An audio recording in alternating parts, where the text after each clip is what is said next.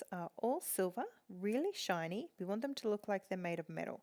So I'm using a silver face paint here. You can use silver eyeshadow all over the forehead, the nose, the jawline, and cheekbones and lips. You can even put it around their eyes. I wouldn't recommend the face paint for around the eyes, but definitely a silver eyeshadow or highlighter.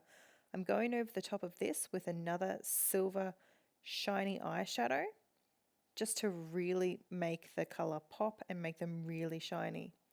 If you're feeling extra creative, you can go in with a black eyeliner or black face paint and make them look more robotic. You'll see that in my photos coming up.